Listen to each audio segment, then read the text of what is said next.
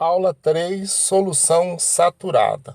Então, revisando um pouquinho o que é uma solução é quando eu pego uma substância que será dissolvida, a substância é chamada de soluto, e uma substância que vai ser usada para dissolver o soluto, que é chamada de solvente.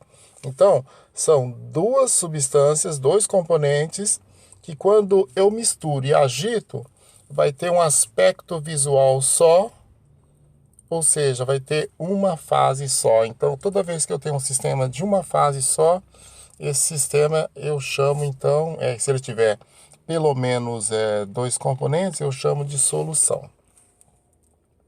E o que é essa questão de saturação? A saturação tem muito a ver com aquela situação do ser humano, por exemplo, ele está saturado de uma certa situação, é que ele não aguenta mais que aquela situação se repita. E o mesmo aqui a gente vai falar com relação à solubilidade. Quando uma solução está saturada, ela não suporta mais dissolver uma quantidade adicional de soluto. Então ela não dissolve aquele soluto que eu porventura venha adicionar nela. Mas como que funciona isso? Vamos pensar que eu estou com o meu sistema a 20 graus, né? Porque a temperatura é importante, a gente vai ver isso aí na próxima aula na questão de solubilidade. E eu tenho 100 gramas de água, que é o padrão de solubilidade, e a gente vai colocando sal de cozinha, que é o NaCl, pouquinho em pouquinho, 1 grama de cada vez, e vai agitando. A gente vai colocando, vai adicionando, a gente vai agitando, e o sistema se torna sempre uma solução, né? Ou seja, todo o NaCl que eu estou colocando, ele vai ser dissolvido e eu vou ter um sistema de uma fase só. Mas isso aí não acontece indefinidamente. Por quê? Quando eu chego na quantidade de 37 gramas de NaCl para esses 100 gramas de água, eu passo a ter o NaCl, o sal de cozinha, que não dissolve, ele fica lá no fundo. E fazendo a análise desse sistema, eu descubro que a quantidade sem dissolver é 1 grama.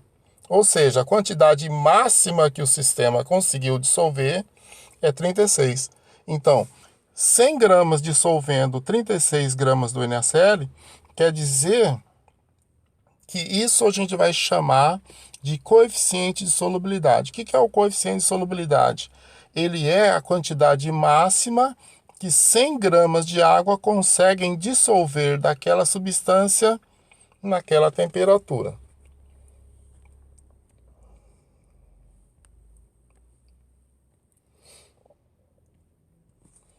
Isso permite que a gente classifique o que a gente tinha até agora nesse experimento, cada um dos passos, como um tipo de solução.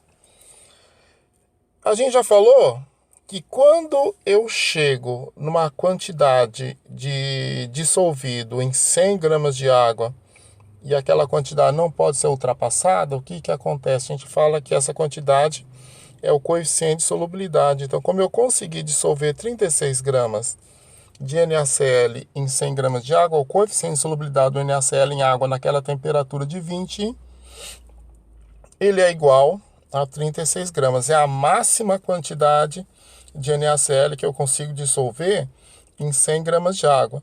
Mas lembra que eu ia colocando de 1 em 1 grama? Todas aquelas etapas anteriores a 36 gramas são etapas em que eu consegui ainda dissolver mais NaCl. Então, toda vez que o sistema ainda pode dissolver o soluto, a gente vai chamar esse sistema de insaturado. Ele ainda pode dissolver. Ele não chegou ainda a saturar, que é a condição que a gente fala de não poder dissolver mais. E quando eu ultrapasso esse limite de solubilidade, o que vai acontecer? A solução saturada vai apresentar no seu fundo um precipitado, um material lá que está sem dissolver, que a gente vai chamar de CDF ou corpo de fundo, que no caso aqui do nosso experimento, ele era uma quantidade que excedeu os 36, Como a gente colocou 37, esse CDF ele era da quantidade de 1 grama. Na prática, tem aqui um exemplo prático, vai trazer para a gente o coeficiente de solubilidade do KNO3, que é o nitrato de potássio, e fala que ele na temperatura de 60 graus, ele é 110 gramas, né? Então a gente tem aqui para essa temperatura, a gente colocou aqui errado 50 graus, né? Mas na realidade é a quantidade de 60 graus, né? Então vamos corrigir aqui. 60 graus. Experimentos estão acontecendo a 60 graus. Então vamos ver o que o exercício pede da gente. Então ele fala que a quantidade máxima que eu consigo dissolver em 100 gramas de água, que é o coeficiente de solubilidade, é 110 gramas. Ele quer que a gente classifique cada uma das situações que seguem como solução insaturada, aquela que pode dissolver mais, saturada, aquela que não pode dissolver mais, mas não ultrapassou a máxima solubilidade, e a saturada com corpo de fundo, que é aquela onde a solubilidade máxima foi ultrapassada. Aqui, nosso sistema da letra A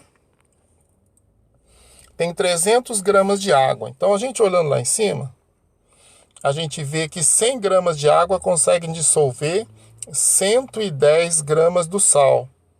Então, se 100 gramas de água conseguem dissolver 110 gramas do KNO3, 300 gramas de água vão conseguir dissolver quanto? Já que 300 é 3 vezes o que é o 100, eu estou multiplicando aqui por 13. Então, o nosso resultado aqui no KNO3 vai ser 110 vezes 3, ou seja, o sistema consegue dissolver 330 gramas. Então, 330 gramas é a quantidade máxima que o sistema consegue dissolver. Como foi exatamente a quantidade que eu coloquei, essa solução vai ser uma solução saturada. Na letra B, também trabalha a 60 graus, né? Então, a gente sabe que a 60 graus, 100 gramas de água, elas conseguem dissolver quanto do KNO3? Elas vão conseguir dissolver 110 gramas. Só que agora eu não tenho no meu sistema 100 gramas de água, eu tenho 50 gramas, que é a metade. Se 100 consegue dissolver 110, 50 vai conseguir dissolver a metade de 110, ou seja, vai ser 55 gramas. O sistema consegue dissolver 55 e eu coloquei 60, ou seja, não vai conseguir dissolver tudo. Então a diferença entre os 60 e os 55 vai ficar sem dissolver, vai virar corpo de fundo, e essa quantidade vai ser 5 gramas.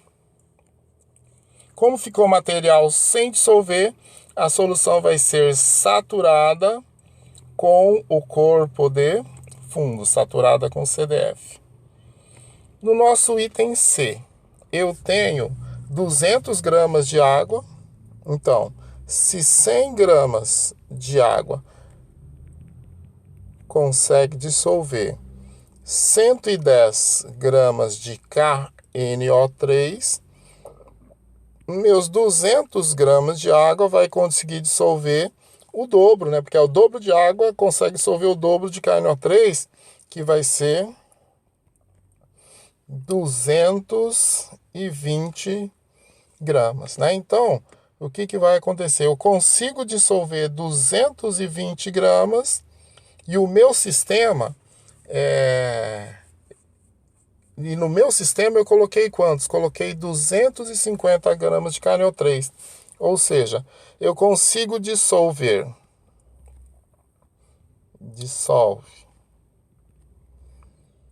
220 gramas e eu coloquei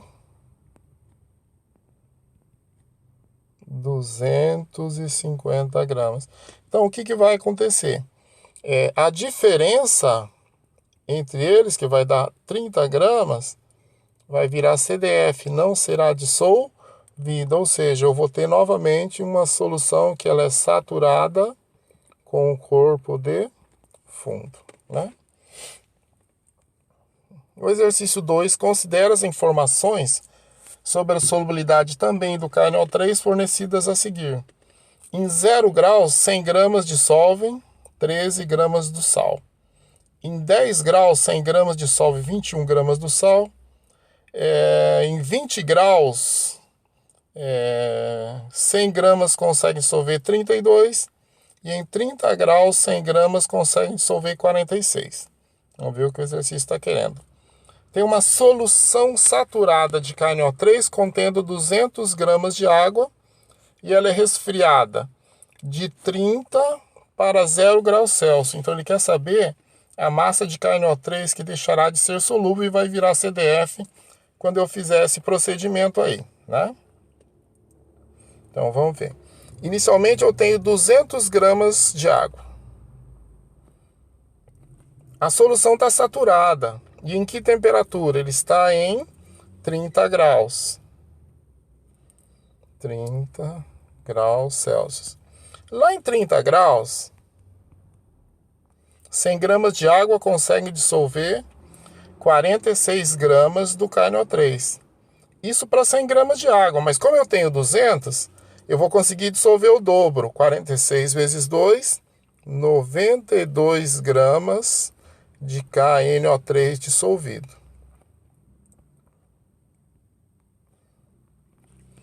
Só que eu vou levar o meu sistema, através do resfriamento, a passar de 30 graus para 0 graus Celsius. Esses 200 gramas de água que eu tenho no sistema, lá em 0 graus Celsius, vão conseguir dissolver quanto de KNO3?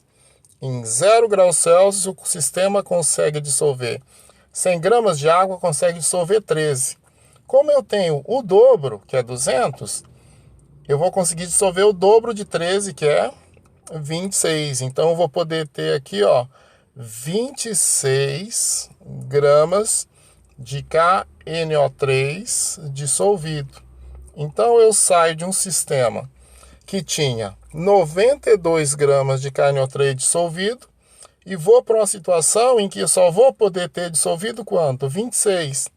A diferença vai ser o nosso CDF, ou seja, o que vai passar a ser insolúvel. 92 menos 26. Então, a gente vai ter aqui 6 para 12, né? São 6. Abaixo 1. Então, eu vou ter 66 gramas de CDF. Ok, pessoal?